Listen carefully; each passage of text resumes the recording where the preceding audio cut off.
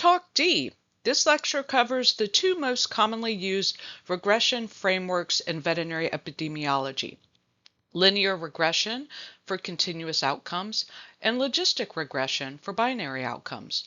By the end of this session, you should be able to identify which regression model is appropriate based on the outcome variable type, write and interpret the linear regression equation, including intercept, slope coefficients, and residuals, check the line assumptions using diagnostic plots, read a logistic regression output table, converting log odds coefficients to odds ratios with confidence intervals, and apply the events per variable rule to assess whether a logistic model is adequately powered. The single most important decision in any regression analysis is matching the model to the outcome type. Everything else, variable selection, assumption checking, interpretation, flows from that first choice. We will work through both models with veterinary examples, ending with a clinical scenario that ties all the concepts together. Let's get started. Before we get into mechanics, establish the single most important decision in regression. What is your outcome? Continuous outcome, milk yield, serum calcium, body weight, use linear regression. It predicts the actual value of Y from your predictors. Binary outcome, yes or no, sick or healthy, pregnant or not. Use logistic regression. It models the log odds of the outcome, converting to a probability between 0 and 1. The graphic on the right shows why this matters. When you fit a straight line through binary data, the line inevitably crosses below 0 and above 1. Impossible probabilities.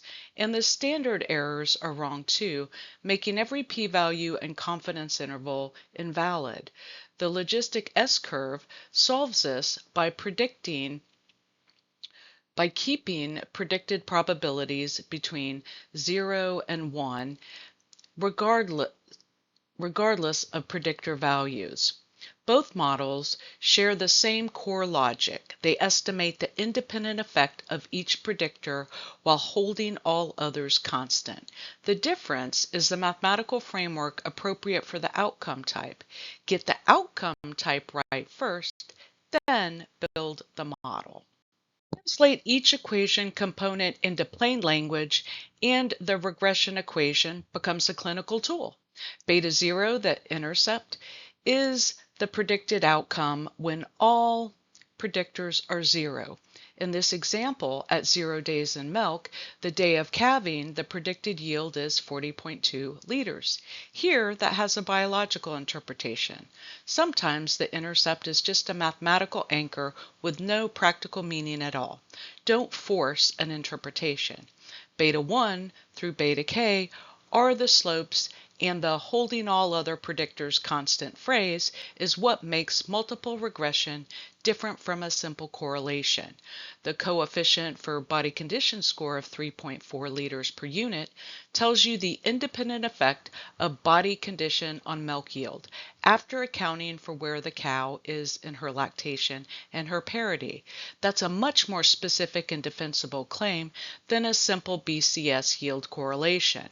R squared, and R squared of 0.62 means your three predictors together account for 62% of the variation in milk yield.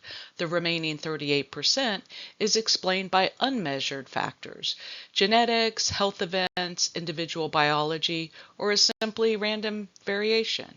Use adjusted R squared when comparing models. Regular R squared increases automatically whenever you add any predictor, even a useless one. Line covers the four key assumptions of linear regression. Modern statistical software generates these diagnostic plots automatically. Run them and look at them before you trust your results. Linearity. If X and Y have a curved rather than straight line relationship, the regression model is wrong. Sometimes a log transformation of the predictor or adding a quadratic term solves this. Independence is the assumption most dangerous when violated because it can't be fixed analytically after the fact.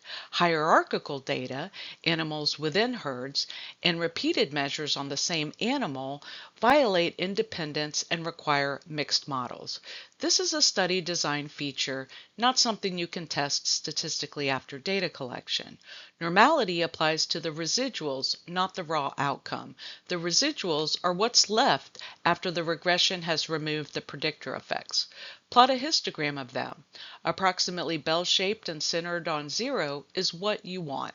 Mild departures are acceptable with reasonable sample sizes due to the central limit theorem. Equal variance, look at the residual versus fitted plot. You want a random horizontal band. A funnel shape, residuals spreading out as fitted values increase, is common with outcomes that can't go below 0, like somatic cell counts or event rates. Log transforming the outcome usually stabilizes the variance. Robust standard errors are another option that doesn't require transformation. This output table is what logistic regression produces, and reading it fluently is a core clinical skill. Let's go column by column. The beta column is the log odds coefficient. Positive beta means higher odds of the outcome. Negative means lower. You don't interpret betas directly, convert to odds ratios by exponentiating. Odds ratio equals e to the power of beta. A beta of 1.2 becomes e to the 1.2, which is 3.32. The 95% confidence interval is built the same way. Beta plus or minus 1.96 times standard error, then exponentiate both ends. For twins, e to the power of 1.2 plus or minus 1.96 times 0.38. That's 1.57 to 7.01. Now look at the confidence interval on the null of 1. If the confidence interval doesn't include 1, the finding is statistically significant. Twins, confidence interval 1.57 to 7.01, significant. Body condition score, CI 0.44 to 1.03, just grazes 1, not significant. The interpretation template has 3 required parts. Cows with dystocia had 2.59 times the odds of developing metritis compared to cows that calve normally, after adjusting for twinning, BCS, and parity. Magnitude, comparison group, adjustment statement. All 3 every time. EPV is the quality check. You need at least 10 outcome events per predictor in the model. With 27 metritis cases and 4 predictors, EPV is 6.75, below threshold. Coefficient estimates are unstable and may not generalize to other populations. The model selection flowchart captures the central message of this talk. Outcome type determines the model, and that decision must be made first. The most consequential error is fitting linear regression to binary data. The predictions are nonsensical, the standard errors are wrong, and the p-values and confidence intervals built from those standard errors are all invalid. No amount of sample size or analytical sophistication rescues a fundamentally misspecified model.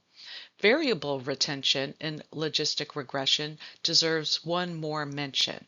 The instinct is to include predictors with significant p-values and drop everything else. In multivariable regression, that produces a model reflecting your dataset's quirks rather than the underlying biology. BCS at calving in the metritis example has a borderline p of 0.07 with strong a priori biological justification. Body condition drives postpartum immune function. Drop it based on P and you've removed a biologically important covariate. Keep it with a note that the effect was borderline and that larger studies may clarify its contribution. That's more scientifically honest than stepwise selection. Pause the video and try your hand at working the questions in this scenario. We'll then work through the answers together. This scenario applies every key concept from Talk D in a single realistic case. Q1, EPV 34 RFM events divided by 4 predictors equals EPV of 8.5. This is below the recommended threshold of 10. The model is borderline underspecified. Coefficient estimates are somewhat unstable and may not generalize reliably to other populations. Ideally, either reduce the model to 3 predictors or increase the sample size to achieve at least 40 RFM events. Results should be interpreted with appropriate caution. Question 2, significance by confidence interval. The rule is confidence interval excludes 1 means statistically significant. Confidence interval includes 1 means not significant. Twins, confidence interval 1.54 to 11.8 excludes 1, significant. Dystocia, CI 1.12 to 3.48 excludes 1, significant. BCS change, CI 0.31 to 1.06 includes 1, not significant. Selenium, CI 0.63 to 3.06 includes 1, not significant. Question 3, plain language interpretation of twinning odds ratio. Cows carrying twins were approximately 4.3 times more likely to develop retained fetal membranes compared to cows carrying a single calf, after accounting for the difficulty of calving, their body condition change around calving, and their selenium status. All 3 required elements, magnitude, 4.3 times, comparison group, single calf, adjustment statement after accounting for the other predictors.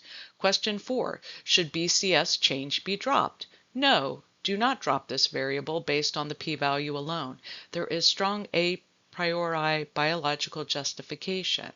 Peripartum BCS loss reflects negative energy balance, which impairs neutrophil function and uterine immune response, directly relevant to placental expulsion biology. The borderline CI 0.31 to 1.06 and P of 0.076 more likely reflect insufficient statistical power. The EPV of 8.5 means the model is modestly underpowered, then a true absence of effect. Retain the variable, acknowledge the borderline result, and recommend confirmation in a larger study. Q5. Predicted probability calculation, log odds equals beta 0 plus beta 1, twins, plus beta 2, dystocia, plus beta 3, BCS change, plus beta 4, selenium, equals negative 3.1 plus 1.45 times 1 plus 0.68 times 3 plus minus 0.5 times minus 0.5 plus 0.33 times 1 equals negative 3.10 plus 1.45 plus 2.04 plus 0.275 plus 0.33 equals 1.